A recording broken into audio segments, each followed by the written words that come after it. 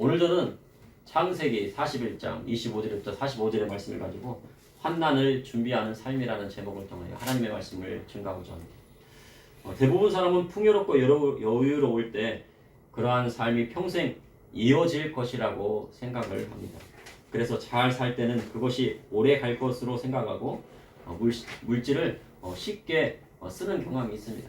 물질이 많이 있으면 그 물질을 펑펑 쓸 때가 있습니다. 그러다가 경제적인 어려움이 오면 과거를 회상하며 경제적인 빈곤이 올 것을 생각하고 준비해 두었더라면 하는 생각으로 아쉬움을 삼키기도 합니다. 현대사회는 의학이 발달하면서 이제 80을 넘어 100세 시대를 바라보고 120세까지도 바라본다고 합니다. 그런 가운데 사회에서 실질적으로 일할 수 있는 시간도 아주 짧습니다.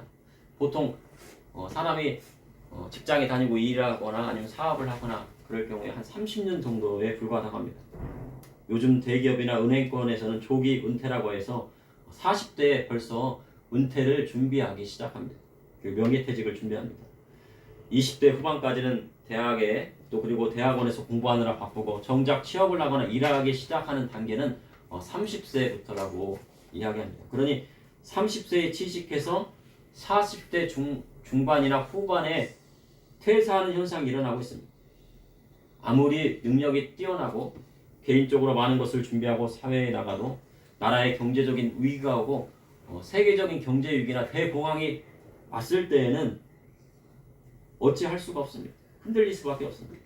열심히 기업을 일구고 사업을 해도 한 번 사업에 실패하면 그것을 복구하는 데는 많은 어려움이 있습니다.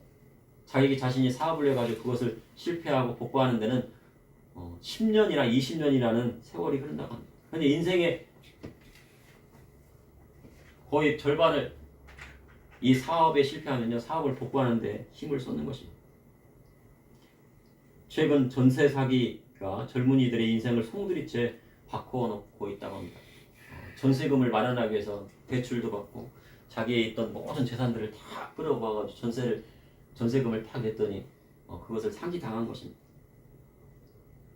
대출받고 모든 것을 쏟아부어 전세금을 마련했는데 그것을 한순간에 잃게 되면 삶에 희망이 없는 것입니다. 그래서 삶을 포기하는 경우가 있다고 하니 안타까운 일입니다. 이러한 일들이 있어서는 안 됩니다. 우리 인생에 있어 환난과 어려움은 언제 올지 모릅니다. 그래서 환난이 올 것을 예상하고 미리 준비하는 지혜로운 삶을 살아야 하는 것입니다. 오늘 본문을 보니 애구왕 바로가 꿈을 꾸게 되는데 이 꿈은 7년 동안은 풍년이고 이후에는 7년 동안의 흉년이 오게 된다는 꿈입니다. 이를 통해 이 시대를 살아가는 저와 우리 성도님들에게 하시는 하나님의 말씀은 무엇인지 여러분과 함께 나누고자 합니다. 첫째, 환난을 대비하는 삶은 하나님이 주신 꿈을 아는 데 있습니다. 요셉이 왕의 죄수를 가두는 감옥에 갇힌 지 만 2년이 되었습니다. 요셉은 어려운 감옥 생활 속에서도 희망을 잃지 않고 하나님께서 주신 꿈을 바라보았습니다. 그리고 이루어갔습니다. 보디발의 집에서 가정총무로 일하면서 왕의 칭의 대장의 집의 재정과 재물을 모두 맡아 관리하고 감옥에 들어가서는 관수장이 요셉에게 감옥의 재반 사무를 다 맡깁니다. 그리고 술 맡은 관원장과 떡 굽는 관원장들이 들어왔는데 그들의 꿈을 해석해주고 그 꿈의 해석대로 술 맡은 관원장은 사흘 만에 복직이 되고 떡 굽는 관원장은 죽음합니다. 그렇게 감옥에 있은 지 만 2년 후에 바로가 꿈을 꾸게 되었다고 성경은 기록하고 있습니다. 그 꿈은 바로가 나일 강가에 서 있는데 아름답고 살진 소 7 암소가 강가에서 올라와 갈밭을 뜯고 있는데 그 뒤에 흉악하고 파리한 7마리의 소가 또 서 있습니다. 그런데 그 흉악하고 파리한 소가 그 아름답고 살진 7소를 먹어버렸습니다. 그리고 바로가 잠에서 깨어났습니다. 파리하다는 것은 깡마르고 쇠약해지는 상태를 말하는 것입니다. 그러니까 이 7소는 파리하게 먹지도 못하고 뼈만 남은 그런 소인데 아주 흉악합니다.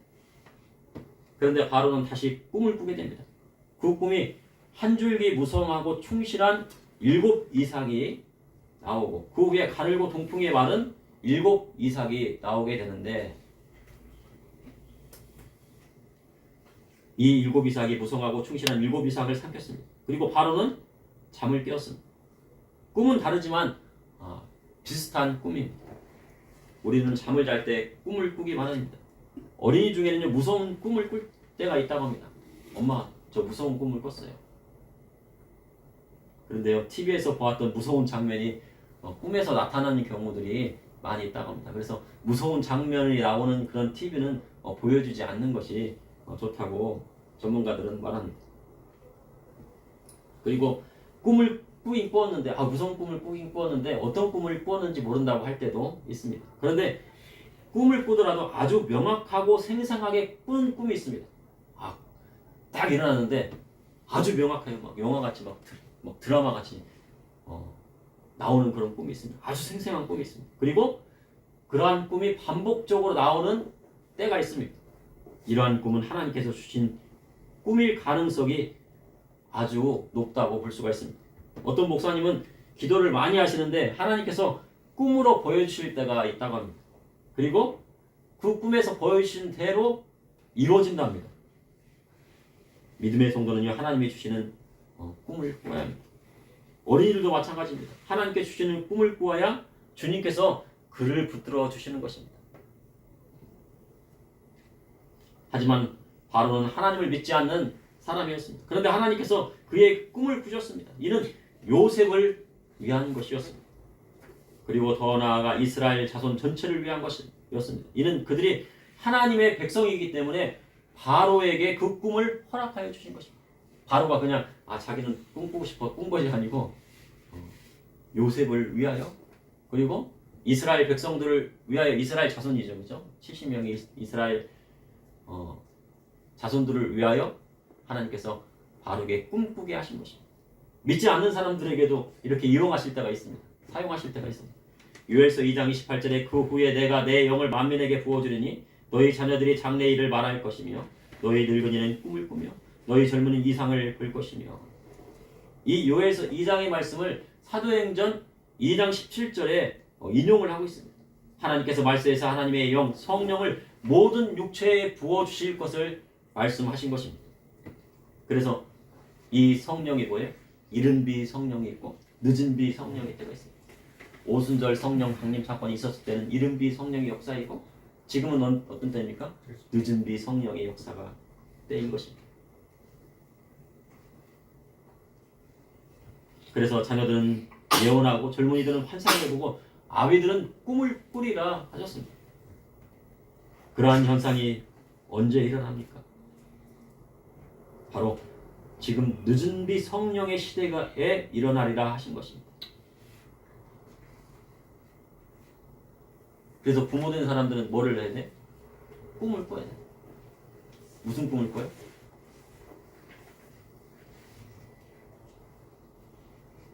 무슨 꿈을 꿔야 됩니까? 앞으로 하나님께서 어떻게 역사하시고 이 어린 세대를 어떻게 이끌어 나가야 될지 그 꿈을 누구한테 준다고요? 아비들에게 주시는 것입니다. 그리고 젊은이들에게 뭐를 줘요? 환상을 주고 그리고 자녀들은 무엇을 한다고 합니까? 예언을 한다고 성경은 기록하고 있습니다. 그러나 이러한 현상이 일어나지 않고 있습니다. 현대 교회로 갈수록 이러한 현상은요 점점 사라져요. 옛날에 막 가난하고 어려웠을 때는 막 예언도 하고 막 광언도 하고 막 성령의 역사도 막 일어나는데 요즘은 먹고 살기 좋고 막 풍조로우니까 어떻게 해요? 이런 현상이 아니랍니다. 그러한 이유는 뭐냐면 악하고 음란한 세대에게는 표적이 나타나지 않는다고 하는 것입니다. 이 세대가 악하고 음란하기 때문에 그런 성령의 역사가 일어나지 않는 것입니다. 그래서 성도마다 몸을 정결하게 해야 하는 것입니다. 그리할 때 꿈으로 보여주는 역사가 일어나는 것입니다. 그런데 요셉에게는 꿈을 주셨습니다. 하나님께서 꿈꾸게 하시고 그 꿈을 통해 이스라엘 자손을 구원하게 하셨습니다. 창세기 41장 7절에 바로가 꿈에서 깬 후에 마음이 번민하였다고 성경은 기록하고 있습니다. 왜냐하면 그 꿈이 너무나도 명확하고 비슷한 꿈을 반복적으로 꾸었기 때문입니다. 이는 하나님이 주신 꿈이었습니다. 그러나 바로가 그 꿈에 대하여 묻기 위해 애굽의 점술가와 현인들을 모두 불러 그 꿈을 말하였으나 그것을 해석하는 사람이 단 하나도 없었어요. 아무리 자연과학이나 현실적인 문제에 해박한 현자라도 그것을 해석하기가 어려운 것입니다. 이는 하나님이 주신 꿈이기 때문에 하나님만이 그 해석을 알고 계시는 것입니다. 만약 점술가가 그 꿈의 해석을 자기 마음대로 내놓았다고 하면요, 그 꿈의 해석대로 되지 않으면 그는 죽은 목숨이라 다름없는 것입니다. 그래서 꿈이라고 해서 자기 마음대로 해석하면 안 됩니다. 일반 꿈들은 그냥 해석한다고 되겠지만 하나님께서 주신 꿈은 어떻게 해요? 하나님의 지혜대로 그것을 해석해야 되는 것입니다. 창세기 41장 9절에 술 맡은 관원장이 바로에게 말하 이르되 내가 오늘 내 죄를 기억하나이다. 술 맡은 관원장은 과거를 회상합니다. 술 맡은 관원장이 왜 친위대장의 감옥에 들어갔습니까? 왕의 노를 샀기 때문이에요. 왕이 막 분노해가지고 너 감옥 가 그러니까 감옥에 딱 들어간 것입니다. 거기서 죽을지 안 죽을지, 내가 죽게 될지, 오늘 죽을지 내일 죽을지, 아니면 다시 복직될지, 과거를 생각하니까요, 그것을 생각하기는 싫지만 그때 일어났던 일이 있었습니다. 그 일이 뭐냐면은 술 맡은 관원장과 떡 굽는 관원장이 친위대장 보디발의 집에 갇혀 있을 때 히브리 청년인데, 이 히브리인 청년인데 그의 이름을 모릅니다. 히브리인 한 청년이 그 꿈을 해석해 주었는데, 그래서 그 꿈대로 자신은 사흘 만에 복직이 되고 복권이 되고, 떡 굽는 관원장은 3일 만에 죽게 되었다고 하는 것입니다. 그 히브리의 청년이 누구입니까? 바로 요셉입니다. 만 2년 만에. 그러니까 이 술 맡은 관원장도요, 요셉의 이름을 몰라요. 누군지도 몰라요. 그런데 그때 보니까 정말 신기하네. 그것이 딱 떠오르게 하는 것입니다. 떠오르는 것입니다. 이를 보면 요셉이 형들의 미움을 받아 은 20에 이스마엘 상인들에게 팔려갔음에도, 요셉이 보디발의 집에 노예로 팔려 가정총무가 된 일도, 그리고 보디발의 아내의 무고로 인해 왕의 제수를 가두는 감옥에 갇힌 일도 다 하나님이 그 길을 이끄신 것입니다. 이끄셨다는 결론이 나옵니다. 맞습니까? 그런 것 같아요. 하나님께서 이 모든 스토리가 다 하나님께서 다 엮어서 이렇게 이끄신 것 같습니까? 하나님께서 이끄신 겁니다. 성도님들의 인생이 어렵습니까? 그리고 어려움이 옵니까? 그러면 하나님께서 지금 나에게 역사하고 계시는구나. 내 뜻대로 안 되는구나. 자꾸 고난만 오고 환난만 오는구나. 주님께서 나에게 원하시는 뜻이 있구나. 빨리 깨달아야 합니다. 그래야 할 때 하나님께서 그 어려움 가운데서도 함께하여 주시고, 그리고 그 환경을 하나님께서 바꾸어 주시는 것입니다. 근데 그것을 깨닫지 못하면 어떻게 해요? 계속 환난 가운데 있어야 돼요. 깨달을 때까지. 모세는 몇 년 걸렸습니까? 80년. 사도 바울은 몇 년 걸렸어요? 13년. 무슨 말이야? 나에게 환난이 오겠어? 나에게 고난이 오겠어? 준비하지 않으면요, 정말 어려움이 다가왔을 때 이겨낼 수가 없습니다. 요셉이 그것도 친형들에게 은 20에 팔릴 줄은요, 자신이 전혀 몰랐을 거예요. 내가 형들한테 가면 형들이 막 반갑게 맞아주면서 먹을 것도 주고 막 칭찬도 해주고 막 포옹도 해주겠지 그랬더니 갑자기 막 구덩이에 쳐박고 은 20에 팔아버렸습니다. 그것이 하루에 일어난 일이에요. 그렇게 그 일이 일어나리라고는 생각도 못했을 것입니다. 예수님도 겟세마네 동산에서 기도하실 때요, 그 단 몇 시간 동안에 막 대제사장과 무리들이 와가지고 어떻게 해요? 예수님을 잡아갔잖아요. 가야바의 뜰로 막 잡아갑니다. 그런데 예수님은 뭐 하셨습니까? 준비하셨어요. 뭘 준비했습니까? 기도로 준비하셨기 때문에 하나님께서 맡겨진 사명을 감당하실 수 있으셨던 것입니다. 그럼 요셉은 그러한 어려움 속에서도 항상 하나님을 의지하고 나아갔습니다. 그럼 그러한 신앙을 누구에게 물려받았을까요? 요셉은 아버지 야곱의 하나님을 곁에서 보았고요. 특별히 어머니 라헬에게서 물려받았을 가능성이 큽니다. 이 라헬이 얼마나 요셉을 사랑했을까요? 내 아는 뭐 언니는 막 숨풍숨풍 애를 막 낳는데 라헬은 막 그냥 낳지 못해가지고 나중에는 뭐라고 해요? 나를 자식을 낳게 하라 그러니까 야곱이 뭐라고 합니까? 내가 하나님이야? 하나님께서 낳게 하시는데 내가 어떻게 자식을 낳게 한단 말이야? 그런 가운데서 하나님께서 라헬을 긍휼히 여겨서 낳게 하셨습니다. 그러니 얼마나 이 라헬이 요셉을 사랑했겠습니까? 그리고 하나님을 그 믿는 신앙을 주었겠습니까? 요셉은 아버지 야곱의 하나님을 곁에서 보아왔고 어릴 적에 어머니를 잃는 아픔 속에서도 누구만 바라보았어요? 하나님만 바라본 거예요. 그런데 그에게 부족한 것이 무엇이었습니까? 그것은 바로 지난 시간에도 말씀드린 것처럼요, 겸손이었습니다. 요셉을 지도자로 사용하시기에는 겸손하지 못했습니다. 그런데 어려운 환난을 통해 요셉은 하나님의 사람으로 만들어져 간 것입니다. 그러므로 환난을 대비하는 삶은 하나님이 주신 꿈을 아는 데 있습니다. 그 꿈대로 나아가는 데 있습니다. 희망을 잃지 않고 나아가는 것입니다.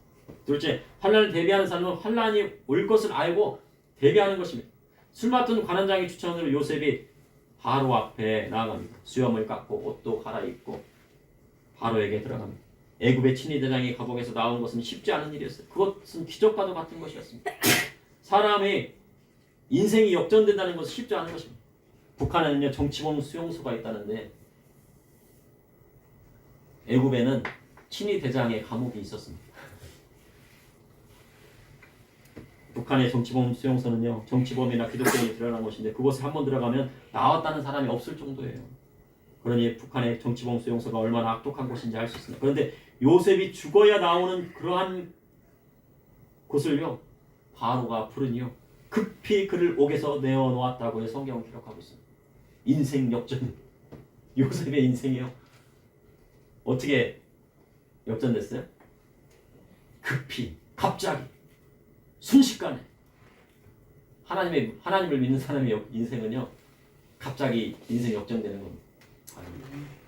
순식간에 급히 믿음의 성도에게 인생 역전은 한순간에 이루어지는 것입니다. 그래서요 역전의 하나님을 만나야 하는 것입니다. 그분을 만나셨습니까? 역전의 하나님? 그럼 이제 만나셔야 됩니다. 창세기 41장 15절에 16절에 바로가 요셉에게 이르되 내가 한 꿈을 꾸었으나 그것을 해석하는 자가 없더니 들은즉 너는 꿈을 들으면 능히 푼다 하더라. 요셉이 바로에게 대답하여 이르되 내가 아니라 하나님께서 바로에게 평안한 대답을 하시리이다.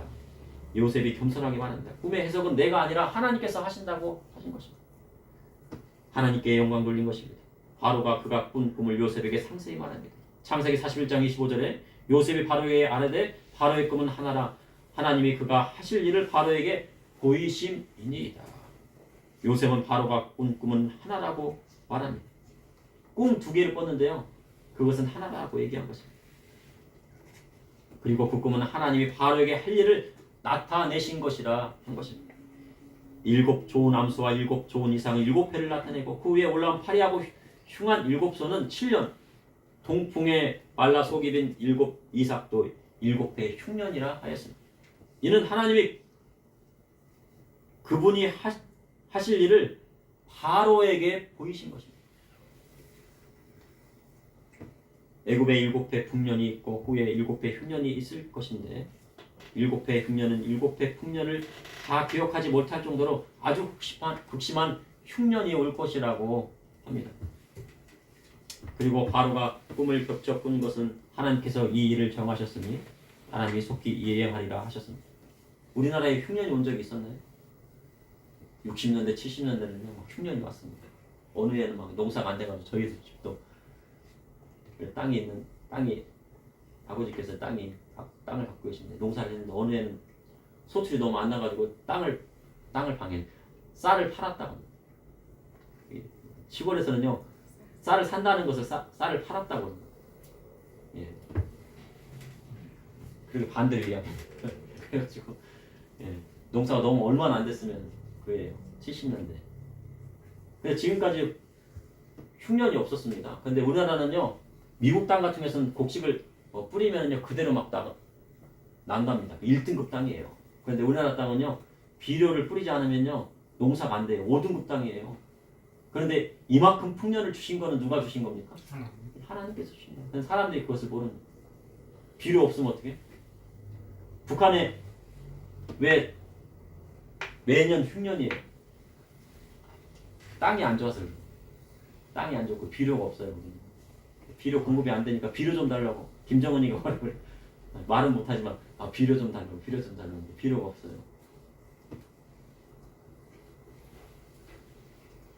요셉의 7년 흉년에 대한 대비책 하나는요. 예. 그런데 요셉은요 꿈의 해석만 내놓은 것이 아니라 그에 대한 대비책까지 가지고 왔습니다. 하나님께서 세우신 지혜자는요 꿈에 대한 해석만 내놓는 것이 아닙니다. 그 꿈에 대한 해석도 하지만 그에 대한 대비책까지도 말할 수 있어야 지혜자인 것입니다. 요셉은 감옥에서 급히 나왔음에도 그 꿈에 대한 대비책까지 말합니다. 감옥에서 급히 나와가지고 막 수염 깎고 옷 입고 이게 무슨 일이야 막 그러는데 뭐까지 준비하고 있었어요? 예, 대비책까지 준비하고 있어요. 이는 하나님께 주신 지혜를 요셉이 가지고 있었기 때문에 요셉의 7년 흉년에 대한 대비책 하나는 명철하고 지혜 있는 사람을 택하여 애굽 땅을 다스리게 하고 둘은 나라 안에 감독관을 두어 7배 풍년이 올 때 애굽의 땅 5분의 1을 거두게 하고 셋은 풍년에 들어올 모든 곡물을 바로의 손에 돌려 양식을 위하여 각 성에 쌓아두게 하라는 것이었습니다. 그래서 창세기 41장 36절에 보면 이와 같이 그 곡물을 이 땅에 저장하여 애굽 땅에 임할 7배 흉년을 대비하시면 땅에 이 흉년으로 말미암아 망하지 아니하리이다. 진정한 지혜자는요 하나님께서 세우시는 것입니다. 진정한 지혜자는요 다가올 환난도 알고 있지만 예측하지만 그리고 그에 대한 대비책까지도 알고 있는 사람. 하나님이 세우신 지혜자는 장래의 환난도 알고 대비케 하는 것입니다. 그래서요 젊었을 때 소득이 있으면요 성경에 따라서 그러면 얼마를 저축해야 한다는 얘기입니까? 오늘 말씀해 보니까요. 얼마를 저축하는 얘기예요? 5분의 1을 저축하라고 하잖아요. 그래가지고 자기 소득에 100만 원을 벌었으면요 다 쓰는 게 아니에요. 100만 원 전체를요. 얼마를 저축해야 돼? 20%를 저축해야 돼. 20%를 저축할 수 있다고 하면요 나중에 걱정 안 해도 돼요. 그런데 100만 원 벌었더니 그냥 100만 원 다 쓴다. 100만 원 벌었더니 120만 원을 써. 그러면 됩니까? 안 됩니까? 안 되죠. 80만 원 쓰고 20만 원은 저축해야 나중에를 대비하는 거예요. 그래 어려움이 없는 거예요. 요셉은 그것을 알고 있었습니다. 현재 세계적인 경제 위기가 오고 있습니다. 인플레이션 이후 심각한 경제 침체가 있을 것으로 경제학자들이 예측하고 있어요. 중국은 대만 문제에 간섭하면 불타 죽는다. 니네 대만 문제에 간섭하고 뭐 무기 지원한다는 전쟁에 개입하면 뭐라고요? 불타 죽는다. 엄포를 놓고 있습니다. 중국이 대만을 침공한다면 세계 경제는요 큰 충격에 빠질 뿐만 아니라 우리의 안보 또한 장담할 수 없습니다. 그래서 지혜로운 지도자는 미리 그러한 것을 예측하고 준비해야 됩니다. 그런데 미련한 지도자는 앞으로 올 어려움을 대비하지 않고 지금 있는 것을 펑펑펑 쓰자고 합니다. 나라가 천조가 넘는 빚을 내었는데 펑펑 쓰자고 합니다. 그러면요 세계적인 경제 위기가 올 때 일어설 수가 없는 것입니다. 셋째, 환난을 대비하는 삶은 다시 오실 주님을 맞을 준비하는 삶입니다. 창세기 41장 38절에 39절에 바로가 그의 신하들에게 이르되 이와 같이 하나님의 영에 감동된 사람을 우리가 어찌 찾을 수 있으리요 하고 요셉에게 이르되 하나님이 이 모든 것을 내게 보이셨으니 너와 같이 명철하고 지혜 있는 자가 없도다. 바로는 요셉을 애굽의 총리로 세우고 자기의 인장바지를 빼어 요셉의 손에 끼워 주었습니다. 그리고 요셉은 아스낙과 결혼하고 므낫세와 에브라임을 낳습니다. 근데 이 요셉은 보디발의 아내의 유혹에서 어떻게 해요? 이겨냈어요. 그리고 순결을 지키다가 누구와 결혼합니까? 아스낙과 결혼하게 되는데 므낫세와 에브라임을 낳죠. 장자가 므낫세고 에브라임이 차남입니다. 그런데 나중에 더 큰 지파가 되는 누가 더 큰 지파가 돼요? 에브라임 지파예요. 에브라임 지파는 아주 큰 지파입니다. 므낫세는 작은 지파죠. 그래서 요셉의 자손 중에서도 두 지파가 나오는 역사가 일어나는 거예요. 그것은 왜 그러는 거예요? 예, 요셉이 바로 보디발의 아내의 유혹에서도 이겨내고 하나님의 말씀대로 하나님께서 주신 국금대로 나아갔기 때문에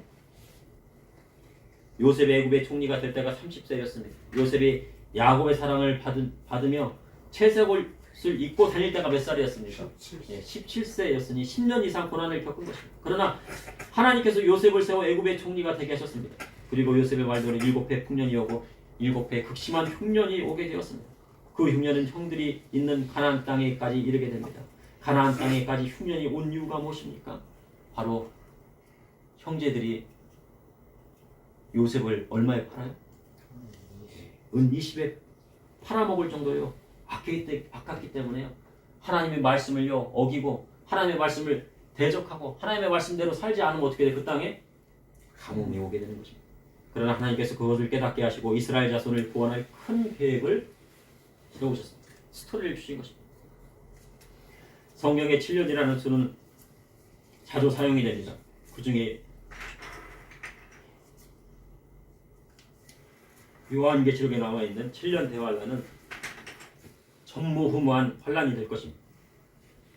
그날은 예수님께서 이 땅을 심판으로 하러 오시는 때입니다. 그래서 믿는 자들에 대한 휴거가 있습니다. 휴거는 두 가지 설이 있습니다. 한 가지는 환란 전 휴거설이 있고 환란 통과설이 있습니다. 그런데 미국의 목회자들의 30%는 환란 전 휴거설을 주장합니다. 그리고 환란 후 주님의 공중 재림과 지상 재림이 있다는 주장을 하는 것이 목회자들의 70%입니다. 요한계시록을 보면 7년 대환란이 나오는데 7년 대환란은 전 3년반과 후 3년반으로 나눠집니다. 전 3년반은 어느 정도 견딜만 합니다. 점사님한테는 이 정도는 좀 어디 숨어가지고 견딜만 해. 그런데 후 3년 반은 아주 극심한 환란이 오게 되는 거예요. 그때는 어떻게 돼요? 죽게 살기로 목숨 걸고 신앙을 지키는 후 3년 반은요 목숨을 걸어야 내가 죽을 각오를 해야지 그것을 통과하게 된다는 것입니다. 그러나 그렇게 됩니다. 그런데 이 3년 반에 대한 또한 3년 반에 대해 나오는 성경이 있습니다.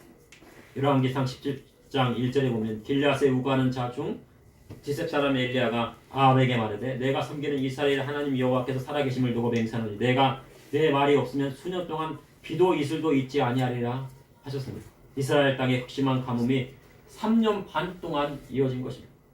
비뿐만 아니라 이슬까지도 내리지 않았습니다. 동물들은 뭐를 먹어요? 참새들이? 이슬 먹더라고요. 저도 시골에 갔더니 길고양이가 있는데 길고양이죠. 길냥이는 좀 길고양이들이요. 물을 좀 떠다 줘야 되는데 물을 안 떠다 주면 어떻게 하냐면요. 아침에 딱 일어나갖고요. 이슬 맺힌 걸 핥고 있어요. 동물들이 살려면 뭘 해야 돼? 이슬이 내려야 되는데 이슬도 안 내리면 동물도 살 수가 없다는 거예요. 그런데 사람은 오죽하겠습니까? 그런 가뭄이 몇 년 동안 왔다고요? 3년 반 동안 왔습니다. 이는 하나님의 백성이 그분의 말씀을 버렸기 때문에 우리나라에도 유례없는 봄가뭄을 겪고 있어요. 그래가지고요. 우리나라 막 산 전체가 막 그냥 불이 나가지고요. 막 산불이 그냥 몰라 누가 불을 질렀는지 막 그냥 순식간에 막 하루에도 막 4건 5건씩 막 일어나요. 이러한 이유는요. 극심한 가뭄 때문이라고 합니다. 특히 남부지방으로 갈수록 심해진다고 합니다. 가뭄이 심해지면 곡식이 자라지 않고 추수할 수 없는 것입니다. 그런데 비를 누가 주십니까? 하나님께서 주십니다. 중국에는 인공 강우를 만들려고요. 막 쏘아 올립니다. 뭔가를 막 쏘아 올려. 그러면 그게요. 그런데 그것 때문에 더 극심한 가뭄이 오고 있다고요. 일부 과학자들은 이야기하고 있습니다. 비는 하늘에서 내리지만 하나님께 주시지 않으면 안 되는 것입니다. 우리에게 언제 어느 때 어려움이 닥칠 수 있는. 그런데 믿음의 성도는요. 요셉과 같이 하나님이 주신 창조적인 지혜를 가지고 나가야 환난을 이겨낼 수 있는 것입니다. 환난을 이겨낸다는 것은 자신뿐만 아니라 그 가족 그리고 부모 형제뿐만 아니라 한 나라와 한 민족을 살리는 것입니다. 막 그렇게 가뭄이 올 때 미리 가뭄이 올 것을 알고서 우리가 미리 준비하자 그래갖고 막 대책을 세우고 막 그렇지. 저희 고향에도 미산 때문에 막 거기서 식수를 쓰고 있는데 미산 때문에 막 비가 안 오니까요. 절반으로 바닥이 막 드러나죠. 그래서 어디서 끌어와요? 공주에서부터 그 미사까지 먼 거리를 막 그냥 파이프로 막 큰 파이프 해가지고 연결해가지고 그것을 물을 끌어와서 거기다가 해가지고 식수를 쓰는 거예요. 그것을 준비 안 했으면 어떻게 돼? 제한급수를 하겠죠. 근데 아무튼요, 이런 어려움이 오기 전에 미리 뭐를 해야 돼요? 대비하고 있는 믿음이 있어야 되는 거죠. 그런데 그러한 지혜를 누가 주십니까? 하나님께서 주는 거죠. 그래서 믿음의 성도는요, 다시 오실 예수님을 기다리며 하나님의 뜻대로 살아가야 하는 것입니다. 데살로니가전서 5장 2절에 3절에 주의 날이 밤에 도둑같이 이룰 줄을 너희 자신이 자세히 알기 때문이라. 그들이 평안하다 안전하다 할 그때에 임신한 여자에게 해산의 고통이 이름같이 멸망이 갑자기 그들에게 이르니 결코 피하지 못하리라. 환난은 어떻게 온다고요? 임신한 여자가 해산의 고통이 이름같이. 저도요. 애기들 낳을 때 막 갑자기 통증이 온다고 하면요, 예상했는데 그 예상한 시간이 안 돼요. 갑자기 막 해산의 고통이 언제 와요? 정해놓고 옵니까? 갑자기 오죠. 언제 올지 몰라요. 환난도 똑같아요. 어려움도요, 언제 올지 몰라요. 그래서요, 미리 대비를 하고 있어야 되는 것입니다. 그러므로 환난을 대비하는 삶은 하나님이 주신 꿈을 아는 데 있습니다. 그리고 환난을 대비하는 삶은 환난이 올 것을 알고 대비하는 것입니다. 또한 환난을 대비하는 사람은 다시 오실 주님을 맞을 준비하는 삶을 사는 것이 바로 환난을 대비하는 삶일 것입니다. 잠시 기도하시겠습니다. 사랑해 주님, 오늘도 감사합니다. 오늘 저녁 저녁까지 하나님 앞에 예배를 드렸습니다.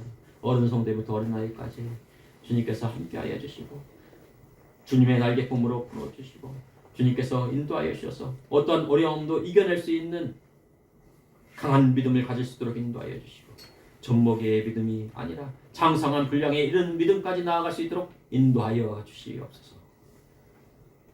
예수님의 이름으로 기도합니다. 아멘.